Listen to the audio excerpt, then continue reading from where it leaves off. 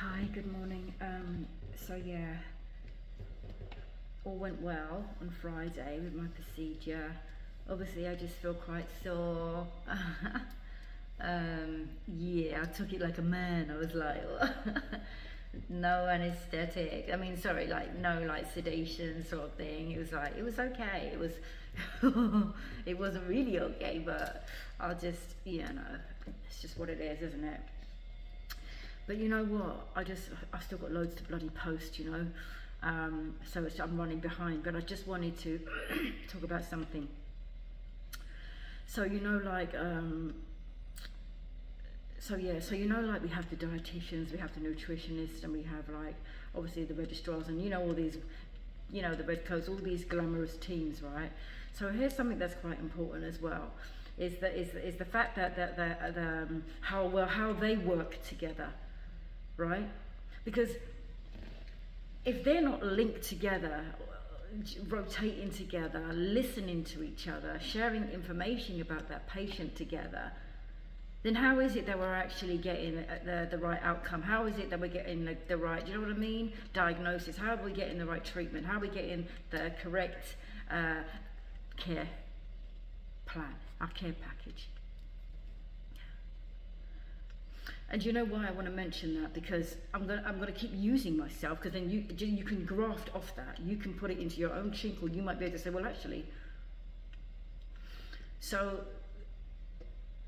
when I was obviously just this situation now that led me to come here, in the process of that, I contacted the dietitian team under St. Mark's and explained to them about my concerns about my weight loss. Now, I don't have the weight, apart from the scales, I don't have the fat, the things that they use, right, for tape measure. But I can tell you as a patient, and that's all you can expect of me, is to tell you that I was a size maybe 10/12, say a comfortable 10, a fitted 10, and then one day I'm slipping to almost falling into a size, almost slipping into a size 8 jeans. Because I know my Tommy Hilfiger jeans were a size 8, and I wasn't fitting in them. Then all of a sudden I'm fitting in them. All the stuff that I was taking to the charity shop, because I start putting on a little weight and stuff, start catch up a little shape. And then all of a sudden, all those things are, I'm digging in the charity bag that I'm supposed to give to the charity bag now, because they're fitting me. So isn't that, so can you imagine being at home? That's all you've got. That's all you've got, right? And naturally, can you imagine how confusing it's going to be when you're standing on the scales? I don't know if anyone's been through it, you stand on the scales are not really saying much. They're still staying stable. Perhaps that's because of the fluid you're having in as well, but it's staying stable.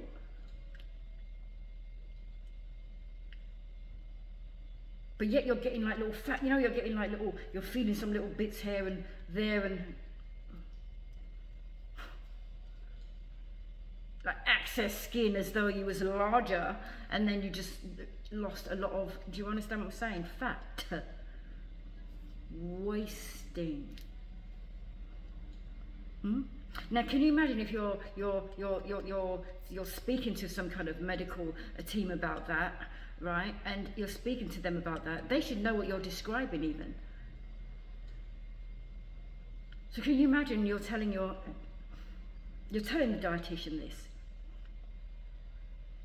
Because obviously you're losing weight, so you're talking to her. And and my support was just simply this. It's normal to lose some weight, or I don't know, something about the PN or whatever, but it's normal to whatever, or this could be for that, but I wouldn't worry so much, and do you know what I mean? It's a stressful, and do you understand what I'm saying? But if you don't know me to be coming to you, keep talking like that, why wouldn't you take it serious? If you've never known me to even come to you with these concerns, then why wouldn't you actually take it serious? In fact, why wouldn't you document it to hand that over to perhaps the specialist? Why didn't that happen? This happened, and these calls were made months ago. I also, in this year of sliding, saw the stoma team, because I thought it looked a bit sickly. So whilst I was with the stoma team, I expressed naturally how sickly my output was, described it in depth. Huh?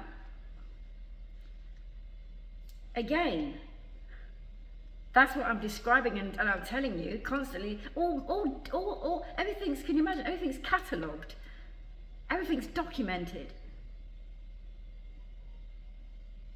And again, I told her the duration of time, all over those months, how long it was going for. There's been no change in it. The appetite, all documented. Again, this is the stoma team. Why wasn't that documented? Why wasn't that sent to the specialist? Yeah? Then the dietitians, the nutritionists, regards to the line bit. They weigh you, they do your blood cultures, they do all this. Okay, nothing showed up in the blood, never does with me straight away.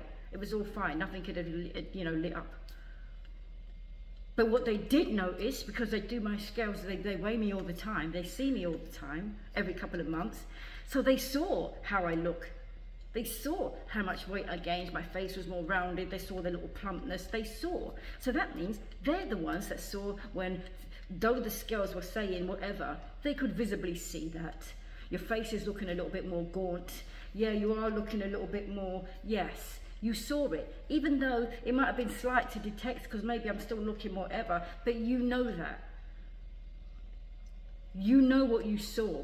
You know what you saw. This is the nutritionists. Is that not documented? Anything that I've spoke about? And even your personal view, even what you've seen. Was that not documented either? It was not. None of it was documented, evidently, and sent to the specialist, right? Well, it couldn't have been. Not from A, B, C, D, or E. It could never have been, because if it had been, you could have maybe detected things. Do you see what I'm saying? So, and then again, we're going to now speak about the same thing. We can put the registrar, because it was all a part of a team, right? Look what they decide, what they think. Sometimes they come up with some great things. Yeah, it seems like you've got a bug. Maybe this could be wrong. Let's do this. Let's do that. All these people you trust, they all make up this whole bubble of team with St. Mark's, right? These people all go into it. They play a serious part of your survival, of your life, your lifeline. I always call them the lifeliners. I'm sorry, they know they are. Together you are. Can you imagine? And then, like I said, with the registrar, the same sort of situation there with him. So then what happens when you are failed by all of those boxes? What am I supposed to do? What am I supposed to think? What am I supposed to say? But to say that you're leaving me to die. Why? So you see these boxes, like I'm saying, of these teams, so they can say that we need to work together, but you're not internally working together. What kind of structure is that? You're signing a goddamn death warrant here for some patients, if that's the case. And don't say that I can't be right in what I'm saying when you say yourself that you could easily have some kind of line sepsis or some kind of in line infection that could potentially kill you untreated. So you say. So there's nothing that I'm actually saying even when I use that death word or you're trying to kill me. That's a fact.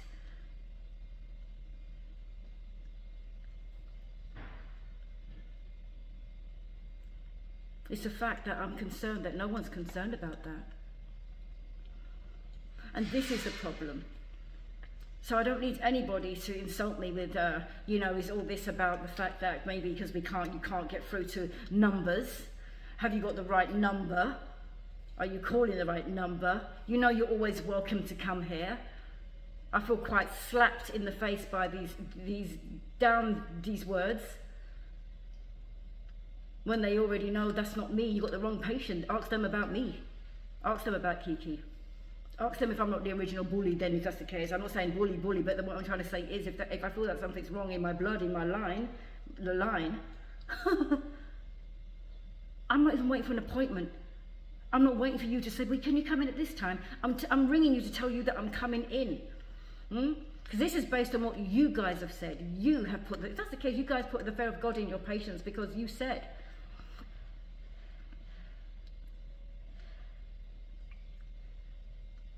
Of course I'm going to come and make sure my bloods are fine or do whatever I need to do.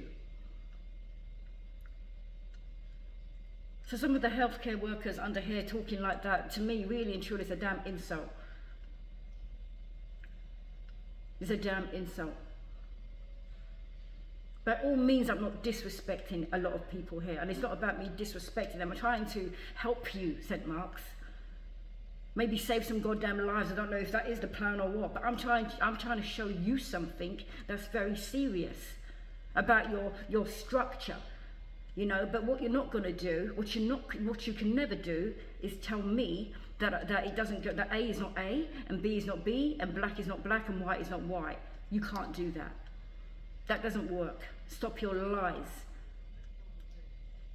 So if I say that you damn well know that that's broken, because if you're telling me that, for example, everything that I've said, if you disagree with it, then that means I've been not racially profiled, but I have been profiled, and definitely personally need to know why then.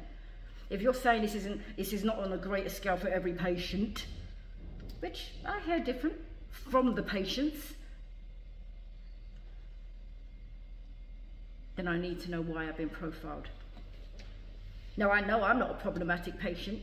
Now we can't even say, yeah, but your veins, that's got nothing to do with everything that I've said. Has it? Everything that I'm saying has nothing to do with the fact that, do you get me, the whole structure. The lack of, you guys don't even connect together.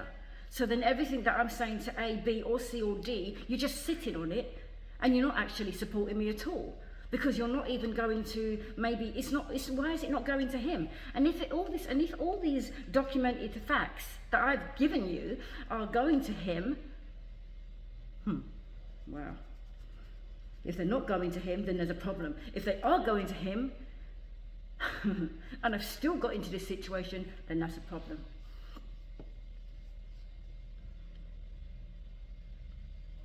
And you don't see something being wrong, St. Mark's. You still think it's in my head, right? Because I know you'd love to label me. I know you think that's the situation here. And you can, and so be it. If you wanted to say that, you know, she's crazy, she's got mental health issues, she's got extreme anxieties, profile me. Continue to profile me as you will. But it's the truth. If I was mad, then my madness is right. And I don't believe for a second that there's no other patients out there that can't relate to what I'm saying right now. I need to know why. Because even if you say, well, this is just how it is, Jesus Christ, then don't we have a problem? Don't you think that we have a problem, St. Mark's, or don't you even care, man? And another thing, somebody was recently saying to me, like, oh, it's not that we don't care, we do care. You know, we do care. Well, how is it that you're caring if I've just said what I've just said? Your whole system is not structured to do that. You're not performing. Interesting thing is, you are, for many patients. You actually are passing these messages on, working together, brick by brick, putting that profile together, giving him the specialist that information, and their specialist addressing whatever for that patient. You are doing it for some. We're back here again, aren't we? You're doing it for some.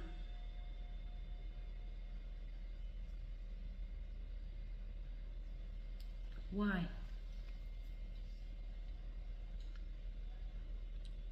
Why? Like I said before, you know, I'm grateful for the support that you've given me. You know, whilst I've been fragile in my health, but let's be fair.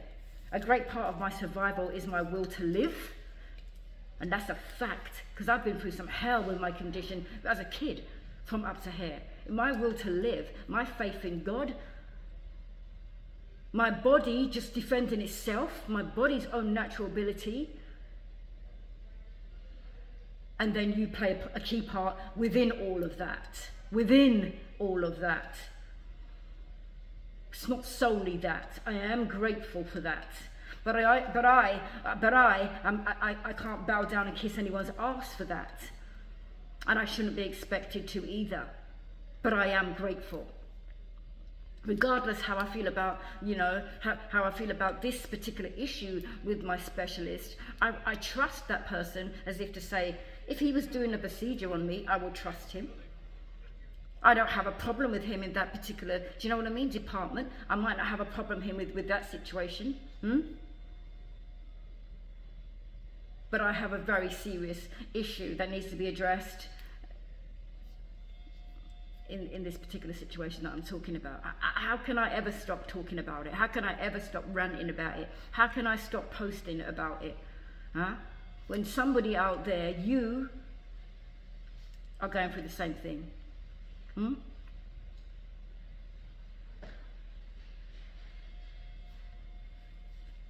So I have to. So that kind of, and you know what else I want to quickly say? You know, someone showed me a video today, and it was of me. And it was of me from 2018. And you know, I really want to post it on YouTube. But even seeing it, it just made me just, Jesus. And in that picture, you can even see in that little clip that my spirit is still fighting. You will never recognize that to be me. You'll be horrified, you'd be shocked. But in that picture, what you can see is that spirit. See who I am now? You still feel that spirit of that person in that video. It broke my heart. It's not a very long thing. It broke my heart. To know that when I was dealt with, when I was like that, my infections were ridiculous. I was so sick. That's 2018. And again, you have to ask, why was I left like that? Why was I left like that, untreated? And all the time I was speaking that I was ill. And it was okay to be left like that.